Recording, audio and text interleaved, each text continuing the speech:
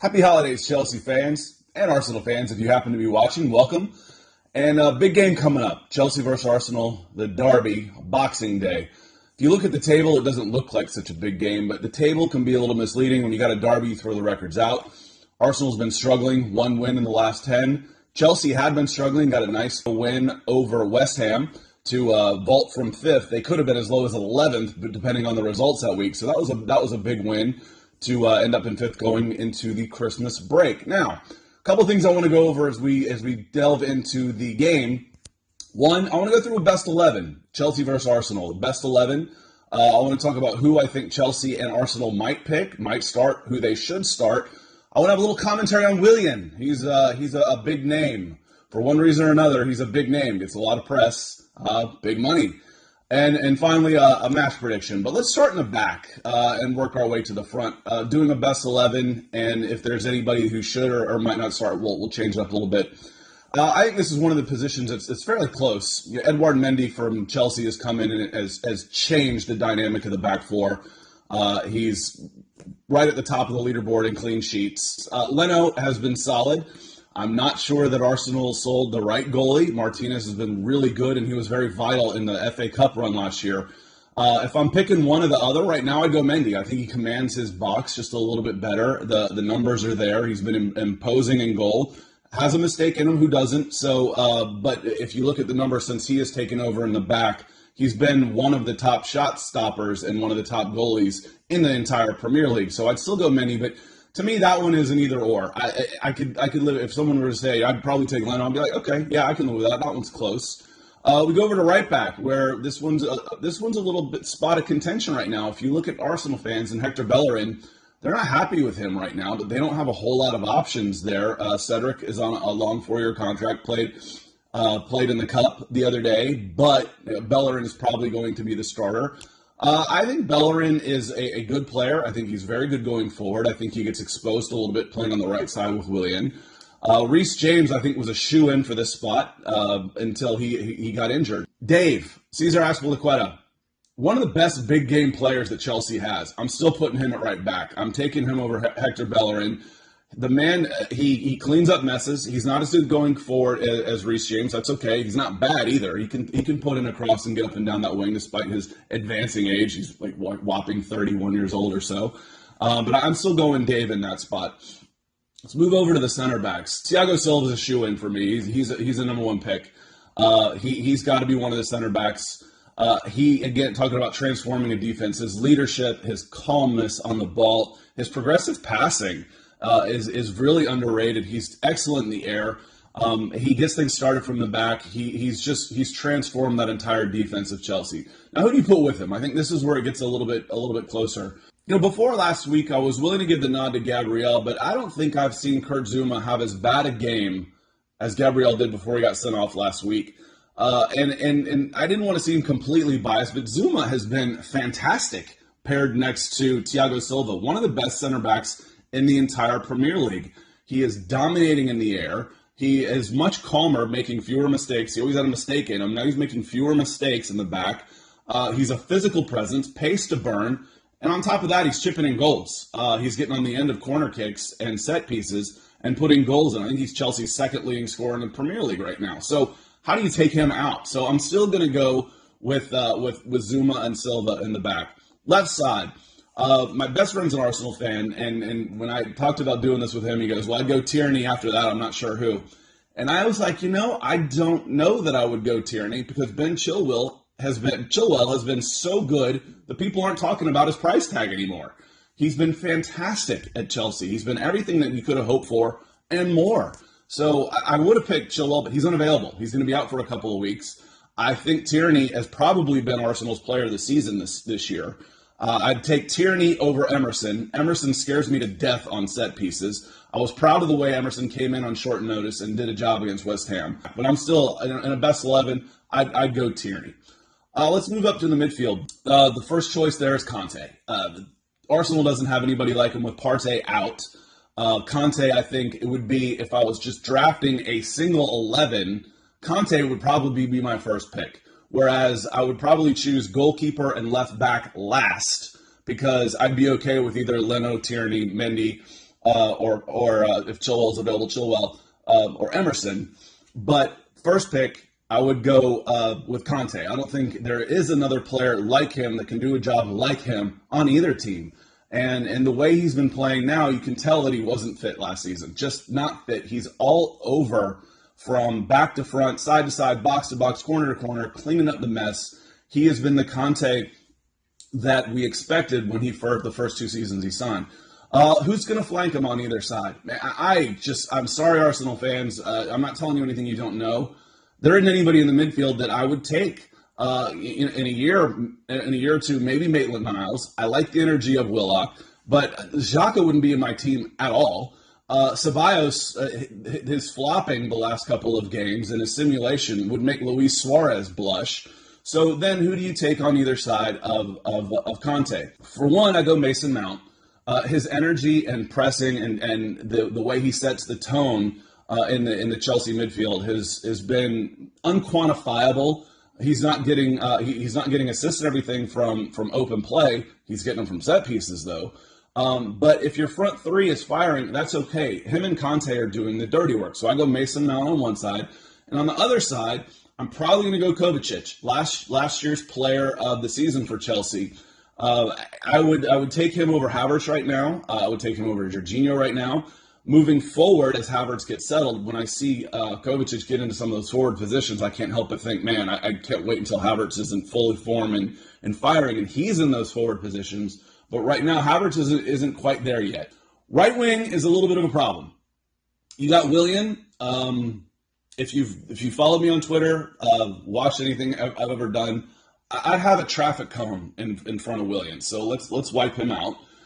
Pepe, I like Pepe. I think he needs a run of games. Obviously, he needs to just put him in there at the right wing, pencil him in, and sub him in and out with Willian. Let Willian get the last 30 minutes and let Pepe come in and get a chance. I'd go Pepe. But for the right wing, oh man, if Ziyech is healthy, it's a no-brainer. He's the best right wing in either club, but he hasn't been healthy. But I would still go Timo Werner in that spot. Yes, he's missed some big chances. He's also scored a lot. He's a leading goal assist guy at Chelsea, who's one of the top 2 or 3 teams in goals in the league.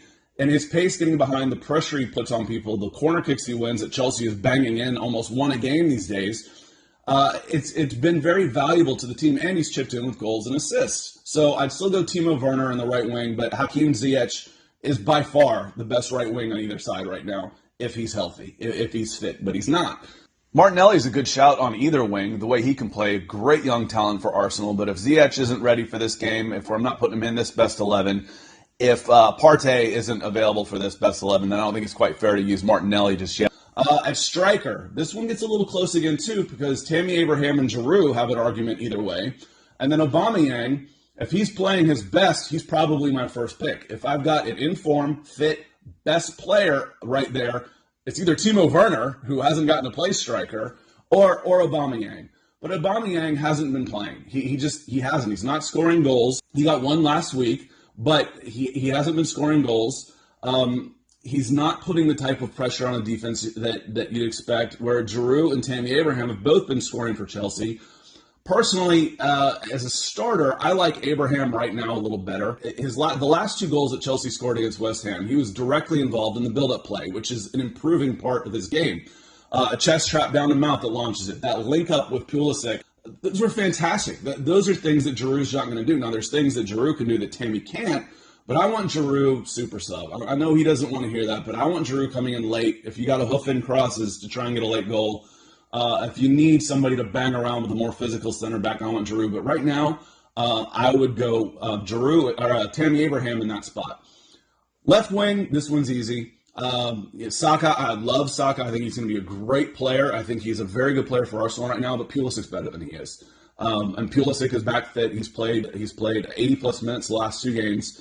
When he's fit, he just makes a difference in the team. His directness, his ability to take a man one-on-one, everything that he's doing is an X factor. His pace in behind. When you've got Werner, Abraham, and Pulisic pressing up front with Mount and Kante and Kovacic behind them, those 6 make it really, really hard for teams to get out.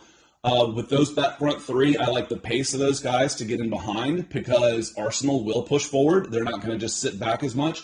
that's going to play to the advantage of Timo Werner on the right. But Pulisic, I think, is still probably the most exciting attacking player on the field. I'm American. I'm biased. Doesn't mean I'm wrong. So that is my best 11. 10 of 11 Chelsea players. Again, I might be biased. I don't know that I'm wrong on this. I could see arguments for Leno. I could see arguments for Gabriel. I could see arguments for Aubameyang. But right now, I think based on form, I'd go with the Chelsea players. Now, Arsenal fans, let's talk a little bit about that free transfer, Willian. Nothing is ever free with Willian. Whoever, depending on whoever's agenda, it's like, oh, he's on 200K a week, 220, 250. No, he's just on 100. Either way, it's 30 million over 3 years. However you want to average that out, that's what has not been refuted by any reports. 30 million over 3 years with a sign-on fee that included in that 30 million. That should disgust all of us. It really should. This is his 12th or 13th Premier League game with Arsenal. He played against them 13 or 14 times, so let's just call it a round number of 25 games with an Arsenal shirt on the field, whether it was with Chelsea or with Arsenal. 0 goals. 0 goals. Well, he's never been a goal scorer. Okay, fine.